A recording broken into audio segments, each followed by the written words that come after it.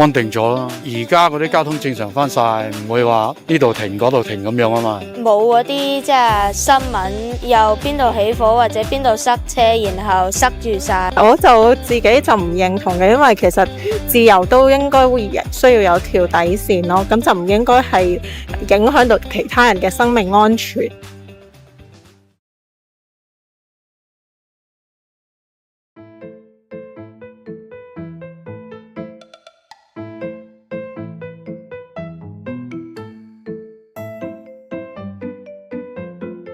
Every couple days, every week, couple weeks, someone's arrested, someone's sentenced, and law is passed.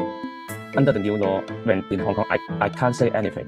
What I see, what happened in Hong Kong, they lost the freedom of speech. Critics say Hong Kong's political freedoms have been eroded. It's become part of a modern authoritarian state. 我分唔清楚佢係國安啦，定係便衣警察，總之都係警務人員啦。What looks like a plainclothes surveillance team look on. 支持啊！sorry， 唔好意思。關於基本法23條啦，我諗都係自從國安法實施咗之後，大家都唔敢再提23條。其實係有種好似白色恐怖局，即係大家永遠唔知佢講邊句説話咧，會得罪咗呢個政權。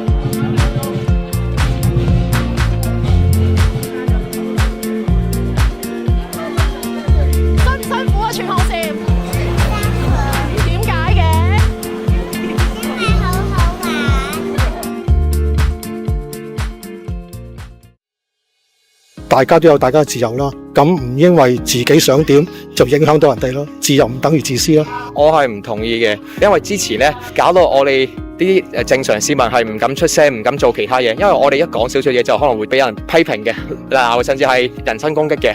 但係而家我哋係可以做任何我哋可以做嘅嘢。我從來唔覺得有自由嗰啲問題喎，我唔知點解喎話有啲民主自由嘅問題。我生活咗幾廿年，我從來冇感覺有啲乜問題。其實對於我哋普羅市民嚟講咧，冇乜大嘅影響嘅，只不過係你有特別嘅用心嘅人咧，就會有影響啦。其實市民面對街訪嘅時候唔講嘢，未必係想逃避問題，而係想逃避成日玩抹黑嗰啲西方媒體，好似 BBC 咁。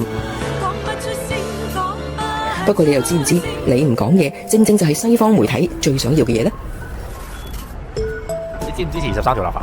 基本上我都支持。對我嚟講，其實我自己做銀行嘅，咁樣就即係投資者咧，其實對香港嗰個金融業咧都大大充滿信心。我係支持23條立法嘅，國家安全啦，社會穩定啦，咁青年可以揾到更多自己所熱愛嘅就職嘅方向咯。會啊，而家國家都越嚟越好啦，發展。點講咧？我哋都好放心㗎。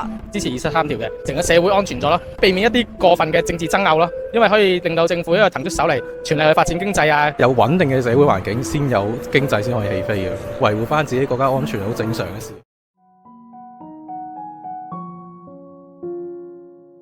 相信香港會越嚟越好嘅，因為背靠祖國，有祖國嘅支持啦，咁我都對香港對未來都係充滿信心。